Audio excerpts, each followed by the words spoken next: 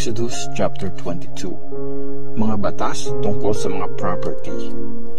Pag nagnakaw ng baka o tupa ang isang tao at pinatay niya o binenta ang mga ito, ang nagnakaw ay dapat magbayad ng 5 baka para sa isang baka at 4 na tupa para sa isang tupa. Dapat bayaran ng nagnakaw ang ninakaw niya. Kung wala siyang pambayad, ibibenta siya bilang alipin para mabayaran ang ninakaw niya. Kung buhay pa ang mga hayop na makukuha sa kanya, kahit na ito pa ay baka, donkey o tupa, doble lang ang ibabayad niya. Pag sa gabi na huli ang isang magnanakaw na pumasok sa isang bahay at napatay ito, hindi guilty ng murder ang nakapatay. Pero kung sumikat na ang araw ng napatay ang magnanakaw, guilty ang nakapatay. Pag pinakawalan ng isang tao ang mga alaga niyang hayop sa kanyang bukid o ubasan at kinain ng mga ito ang mga ubas sa kabilang bukid, dapat ibigay ng taong yon ang mga bunga ng pinakamagandang tanim niya sa may-ari ng kabilang bukid. Pag may nagsiga sa bukid niya, tapos kumalat ang apoy at nadamay ang mga inani o pananim ng iba, dapat magbayad sa may-ari ng bukid ang nagsiga. Pag pinatago ng isang tao sa kanyang kapitbahay ang pera o mga gamit niya, tapos ninakaw ang mga ito, magbabayad ng dobleng halaga ang magnanakaw pag nahuli ito. Kung di mahuli ang magnanakaw, ang taong pinagtaguan ng gamit ay dadalhin sa lugar kung saan wino-worship ang Diyos. Papatunayan niyang hindi siya ang nagnakaw ng mga ito. Pag may 2 taong nag-aangkin sa isang property, ito man ay baka, donkey, tupa, damit o kahit anong nawawalang bagay, tapos may nagsabing akin ito, dadalhin ang kaso sa lugar kung saan wino-worship ang Diyos. Magbabayad ng dobleng halaga sa tunay na may-ari ang mapapatunayan ng Diyos na nang aangkin lang. Pag pumayag ang isang tao na alagaan ng donkey, baka, tupa o kahit anong alagang hayop ng kapitbahay niya, tapos namatay, na-injure o ninakaw ang hayop at walang witness sa nangyari, manunumpa sa pangalan ni Lord ang nag-alaga ng hayop para patunayang hindi niya ninakaw ito. Tatanggapin ng may-ari ang panunumpang ito at wala nang babayaran nag-alaga ng hayop. Pero kung ninakaw ito, magbabayad sa may-ari ang nag-alaga ng hayop. Kung pinatay naman ito ng mababangis na hayop, kailangang ipakita na nag-alaga ang natirang bahagi ng hayop. Sapat na itong proof na wala siyang babayaran. Pag hiniram ng isang tao ang alagang hayop ng kanyang kapitbahay at na-injure ang hayop o namatay ng di nakikita ng may-ari, magbabayad ang nanghiram. Pero kung nandun naman ang may-ari, hindi na ito babayaran. Kung inupahan ng hayop, ang upa lamang ang dapat bayaran. Mga batas tungkol sa kabutihang asal at pananampalataya. Pag nang-akit at nakipag-sex ang isang lalaki sa isang babaeng virgin na hindi pa engaged, magbabayad ang lalaki ng nararapat na halaga sa pamilya ng babae at papakasalan niya ito. Pero kung ayaw pumayag ng tatay na ipakasal ang anak niyang babae, kailangang magbayad ang lalaki ng katumbas na halaga para sa isang virgin na babae. Dapat patayin ang babaeng mangkukulam. Dapat patayin ang taong nakikipag-sex sa hayop. Dapat patayin ang taong nag-o-offer ng sacrifice sa ibang Diyos except kay Lord. Huwag niyong aapihin o gigipitin ang isang foreigner. Remember, naging foreigner kayo sa Egypt. Huwag niyong aapihin ang ulila o ang byuda. Pag inapi niyo sila at tumaing sila sa akin, ako mismong si Lord ang tutulong sa kanila. Magagalit ako sa inyo at papatayin ko kayo sa gera para mabyuda ang mga asawa niyo at maulila ang mga anak niyo. Pag nagpautang kayo sa mga mahihirap sa bayan ko, huwag kayong tutulad sa iba na nagpapabayad ng interest. Pag kinuha nyo ang balabal ng isang tao bilang collateral o patunay na magbabayad sila, ibalik niyo yun sa kanya bago mag-sunset. Dahil yun lang ang masusot niya para di lamigin. Pag gininaw siya, anong magagamit niya? Kaya pag dumaing siya at humingi ng tulong sa akin, papakinggan ko siya dahil maawain ako.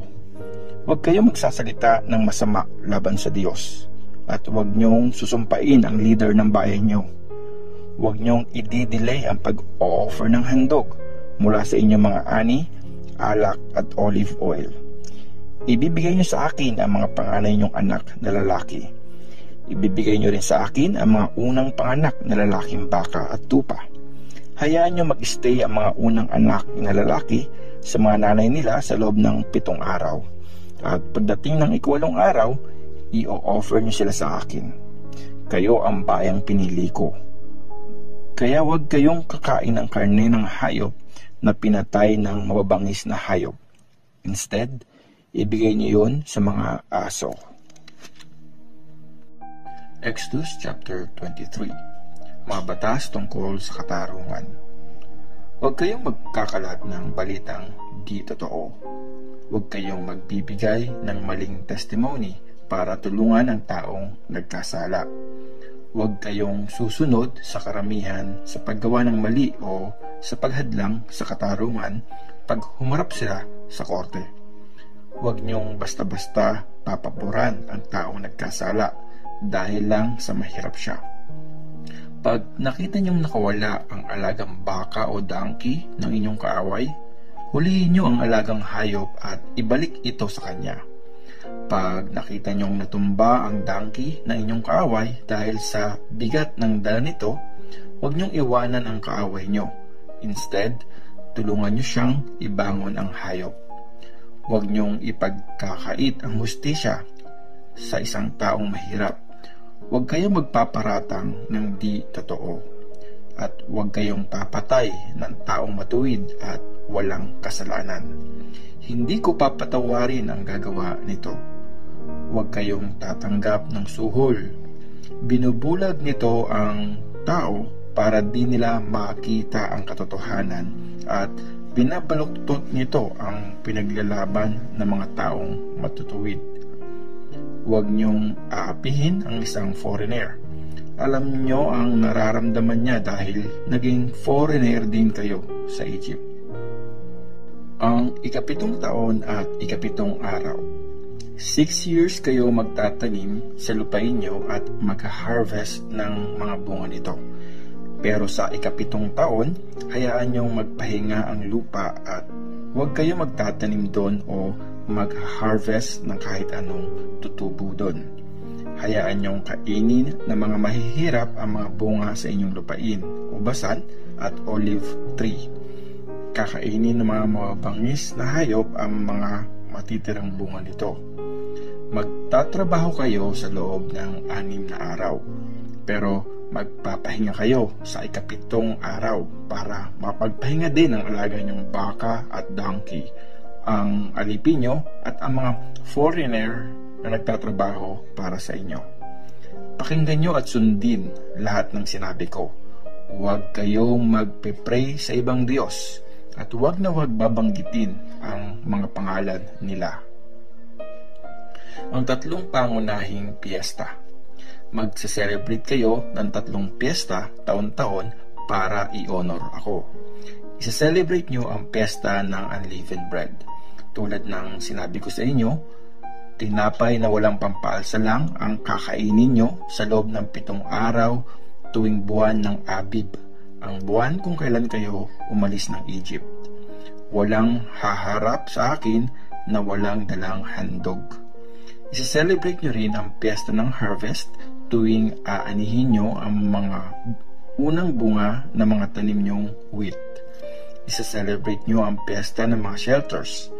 Pag patapos na ang taon, kung kailan na-harvest nyo na ang lahat ng mga bunga sa bukid nyo, 3 beses sa isang taon dapat humarap sa akin ang bawat lalaki para i-worship ako. Ako si Lord God. Huwag niyong sasamahan ng tinapay na may pampalsa ang hayop na ihandog niyo sa akin.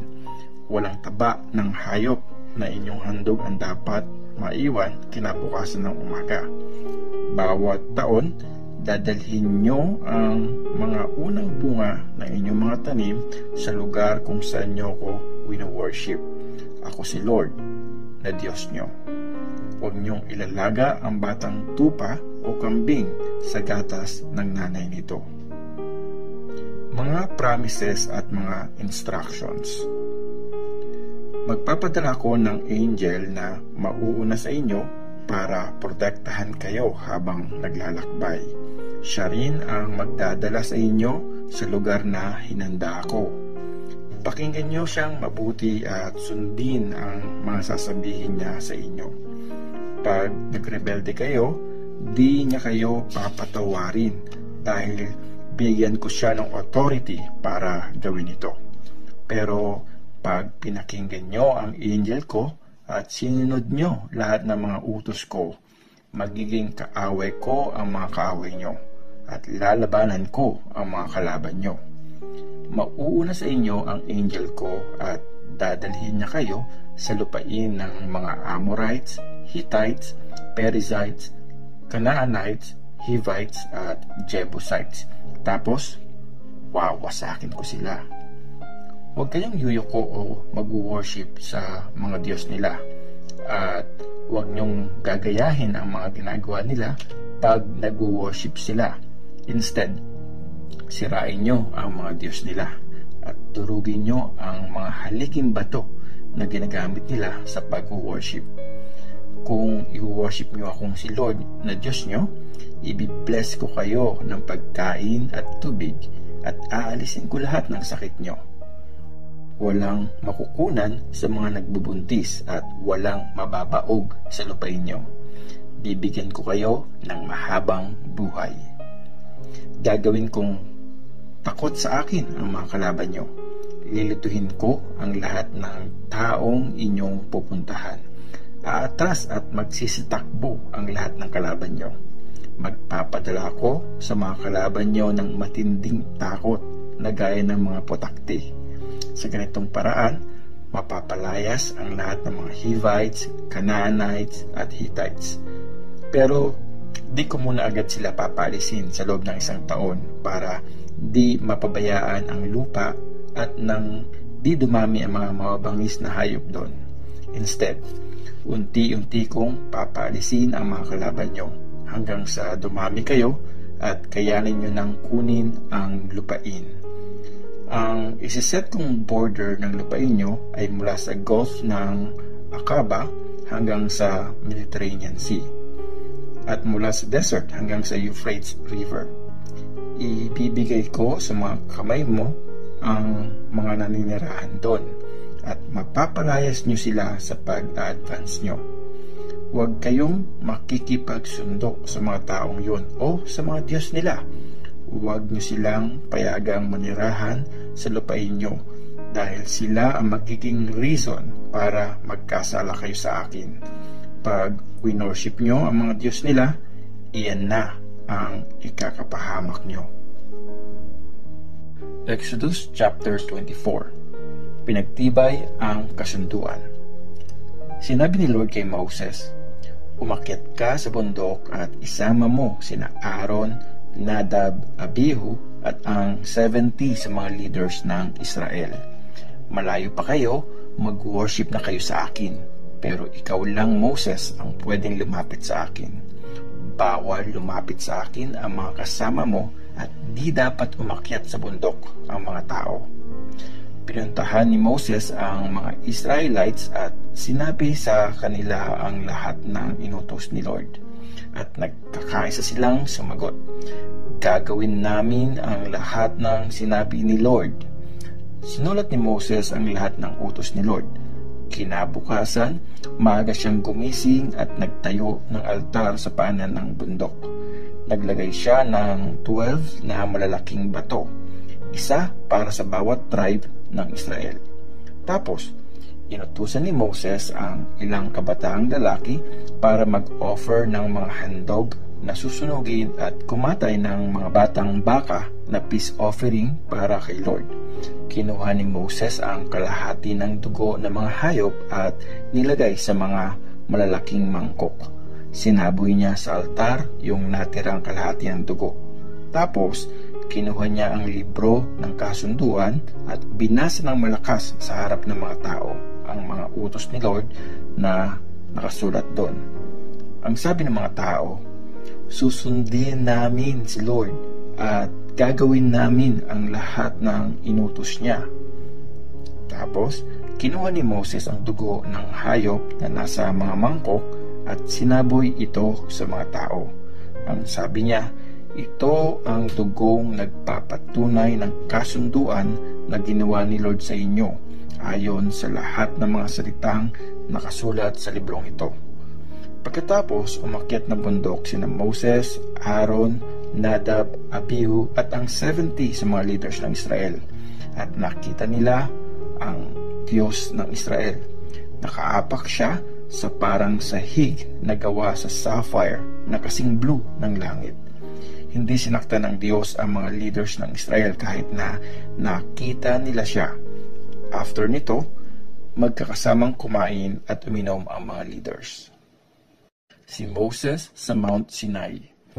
Sinabi ni Lord kay Moses, puntahan mo ako sa taas ng bundok at habang nandun ka, ibibigay ko sa iyo ang 2 stone tablets kung saan nakasulat ang batas at ang utos na binigay ko para ituro sa mga tao.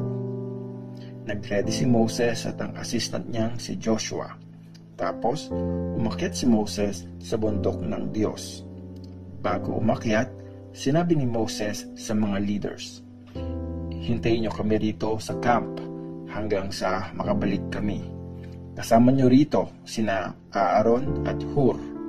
Pwede niyo silang tanungin kung may problemang kailangang isettle. Umakyat si Moses sa Mount Sinai at nabalot ng ulap ang bundok. Bumaba sa Mount Sinai ang nagliliwanag na kalwalhatian ni Lord. Nakita ito ng mga Israelites na parang nagliliyab na apoy. 6 na araw na tinakpan ng ulap ang bundok. Pagdating ng 7 araw, mula sa ulap ay tinawag ni Lord si Moses. Umakyat si Moses sa bundok at pumasok sa ulap. Nasa bundok si Moses sa loob ng 40 days at 40 nights.